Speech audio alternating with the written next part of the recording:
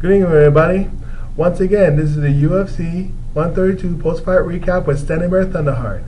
And tonight, man, I'm telling you, even though this is Saturday, July the 2nd, they're already starting some fireworks in the UFC. I mean, the fights were awesome tonight, so I'm just going to get right to it. But before I let you know, I just want to tell you I got some few people around me, so I'm keeping this a little bit quiet, more so than usual, but that doesn't mean I'm not any less exciting about tonight's event that took place in Las Vegas. So I'm going to read it down to it. So here we go. Jeff Houland versus Donny Walker, and the winner is Jeff Houland, unanimous decision. I mean, this is the debut of both of these fighters, by the way. But Jeff Houland made a successful UFC debut.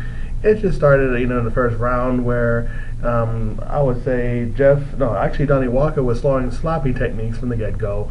Even though he connected with some, but actually Jeff Houland really did more and actually did a crisper and even better job with leg kicks, punches, and even like slapping on guillotine chokes. Actually, not just in round one, having them held for a long time, but Donny Walker had enough patience and energy to at least escape from it.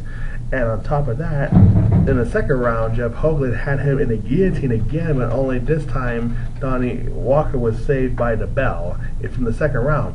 Went to the third round, and basically there was a lot of submission attempts from Jeff Houland. He even tried to do an armbar, but Donny Walker picked him up and slammed him. But needless to say, Jeff Houland walks out the winner. So congratulations, Jeff Houland. And Anthony Njokuani versus Andre Winner, and the winner is Anthony Njokuani, unanimous decision. I mean, basically what it all boils down to, Anthony Njokuani put on a real multi-clinic to this guy. I mean, Andre Winner was just getting pounded, especially in the first round.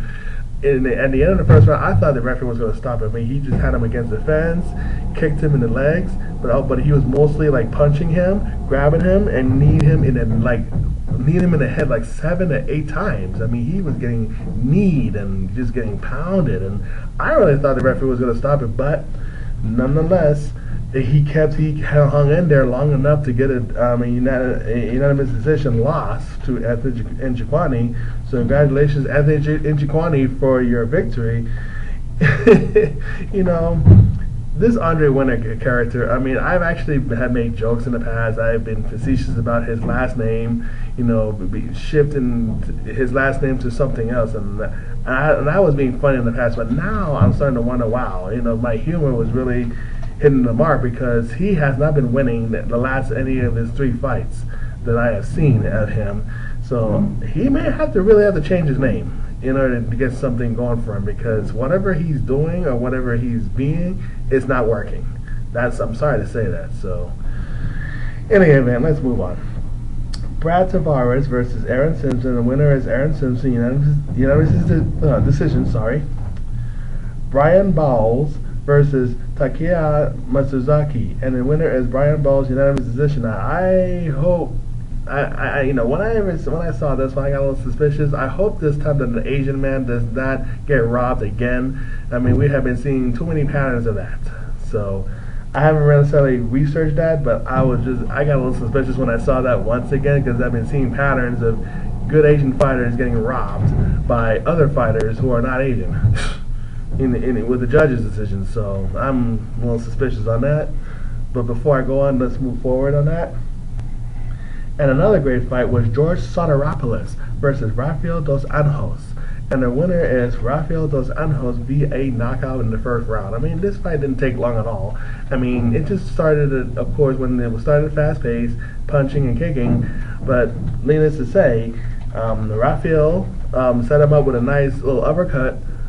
But then George Sotiropoulos went back, and he actually had enough room to actually give him a nice hook punch to Sotiropoulos' jaw. Just knocked him straight down, and he went out. And then, of course, Anjos just went in and pounded him some more. The referee just stepped in and said, "Stop, stop the fight." So, congratulations on an awesome knockout victory, Rafael dos Anjos on George Sotiropoulos. Man, I thought George Sotiropoulos was going to come back from this, but I guess it's not his night for that, so good job, Rafael. And the next fight was a very exciting fight. Melvin Guillard versus Shane Roller, and the winner is Melvin Guillard via knockout. I mean, man, he really came out here with like a ball of fire. I mean, he was all hopping and ready. He was like already like throwing jump kicks and getting in the guy's face, meaning Melvin Guillard. And ever since he started training in Jackson's camp over in Albuquerque, New Mexico, I mean, Melvin Guillard has really turned his fight game around. I mean, it was just so amazing just to see him in action, the way he was doing it. And it didn't last, past the first round either, because basically what it all boiled down to, he just kept on hitting him, and then actually he landed a nice straight punch to Shane Roller's face. He went down the third time. He went after him and tried to hammer fist him down, but Shane rolled out of it just to a point where Melvin Guillard could grab his head, give him a nice knee to the face, punched him again in the head, knocked him straight down, and he went up and started hammer fist him some more, and totally knocked him out, and actually gave him a nice good knock, right straight punch to the face while he was on the floor, and he was just out. So the referee was like, okay, stop. Go ahead. So congratulations, Melvin Guillard, man. This man is moving up. He is dangerous. This guy is the next, I can see him as the next lightweight champion. So Frankie Edgar or Ray Manor, if any of you became champions, the next time you fight each other, whoever walks out of it, better watch out for this guy. This guy's not playing.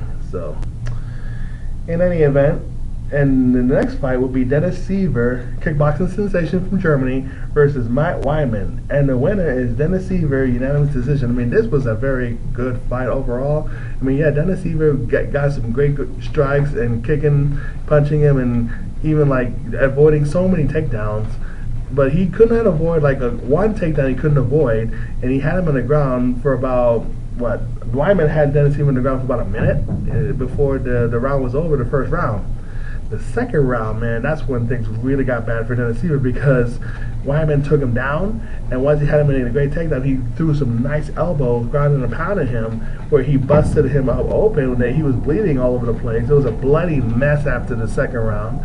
But Dennis Siver hung in there and kept fighting back with like a ball of fire, despite the fact that he was on his back. So after the second round, he was a bloody mess. They cleaned him up and everything. Dennis Siver got back in form and started, getting back into the swing of things. Got his rhythm going and started hitting him and stopped avoiding takedowns, and even took him down a few times actually and attempted some submission holds.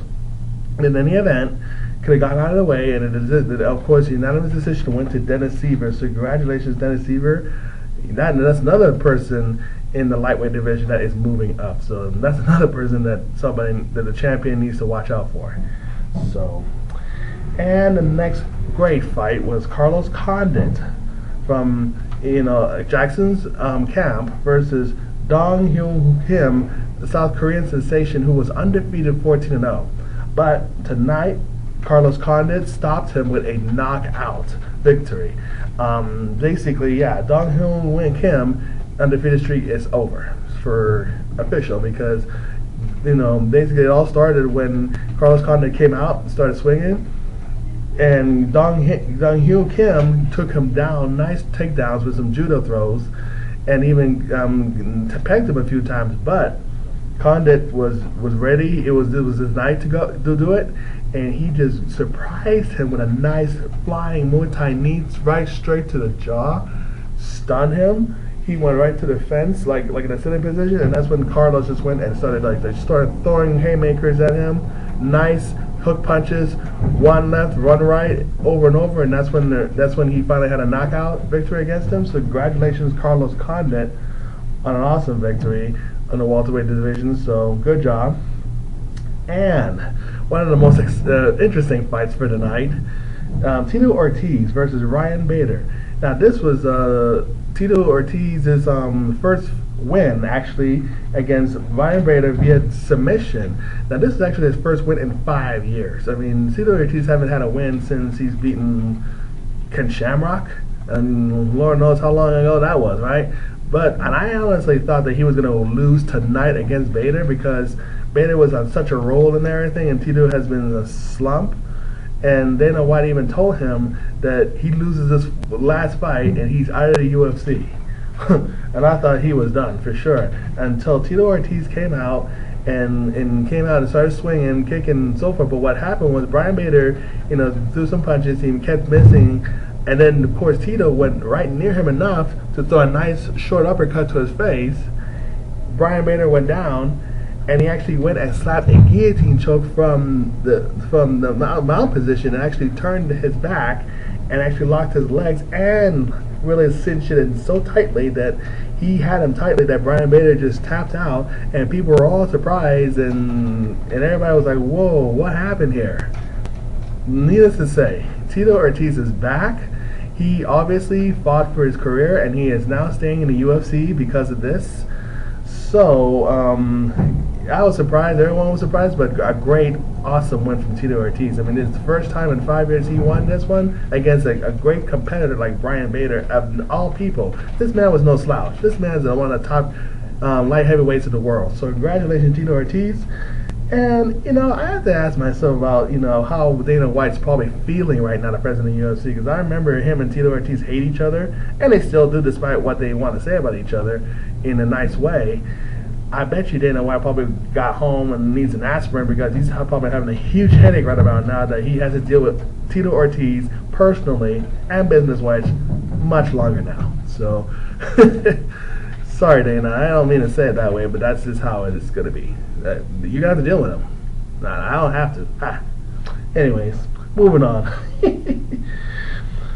The co-main event of Wanderlei Silva versus Chris Leben, and the winner is Chris Leben via knockout, made the first finish of the night. So congratulations, Chris Leben. I mean, the Axe Murderer has been really known for going crazy and knocking people out and so forth, but Chris Leben, of course, also has knockout power, and plus he's a little younger. But in any event, the Axe Murderer just went after him, meaning Wanderlei went after Chris Leben. Chris Leben, of course, was throwing punches too, but what happened was Chris Leben got smart, grabbed him by the head like a clinch from one hand, used his uppercut, and actually threw like 3 strong short uppercuts to his jaw that rocked him so bad that Wanderlei just went down. Chris Leben went and started pounding him, and that's when he finally got him and knocked him out. So the referee stopped it and awarded him the winner. So congratulations on your awesome knockout victory for Chris Leben. And see, he's definitely on his way. I mean, this was a total turnaround from the loss that he had against Brian Stans. So congratulations on that. Oh, and by the way, I'm sorry, also to give more credit to Tito Ortiz, he also won submission of the night. So congratulations, Tito Ortiz. I'm sorry, I apologize for not stating that earlier. And in the main event, let's see, the UFC Bantamweight Championship was on the line as champion Dominick Cruz versus former WEC featherweight champion Urijah Faber was a challenger in this one. Now, this was actually a rematch for these two. I mean, these two have fought before in 2007, and back then Urijah Faber was the WEC, which is the formerly called World Extreme Cage Fighting champion of the featherweight division. And he was a champion then, and Dominick was a challenger, but he was young and not very inexperienced back then.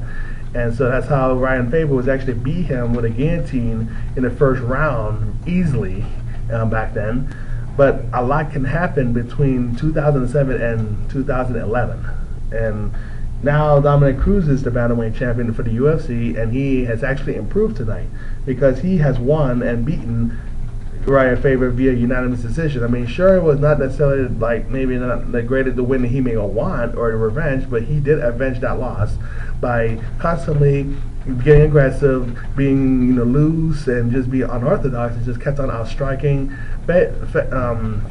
Urijah Faber. But Faber has actually had some good punches that he was actually hit him once every so often, and it was actually to knock him down. But Dominick Cruz just kept getting up and kept on, throwing good punches, avoiding strikes on Faber, and so it was not Faber's night tonight, and even took down Faber a few times too during the courses of anywhere from 1 round to 5 rounds. Especially in the 5th round, he really took Faber down a few times, but he couldn't keep him down. That was another thing. He had him tied up. That was the best thing he had. He just struck him during stand up and was actually able to tie him up against the fence and struck him there. But other than that, Urijah was a little gassed out from the third round and on, but he still hung in there and kept going. So thumbs up to Urijah Faber for his for giving it a shot and actually hanging in there. But Dominick Cruz definitely deserves the win tonight. So congratulations, Dominick Cruz, and still UFC Bantamweight champion. So in any event, I just want to also conclude this by saying, of course, where Independence Day, 4th of July, is coming up this Monday. So for this weekend and on towards that, I just want to wish everyone, make sure you be safe, drink in moderation, and basically be responsible for everything you do. So, and have a happy 4th and Independence Day. And take care, everybody. Healing, it is all that is.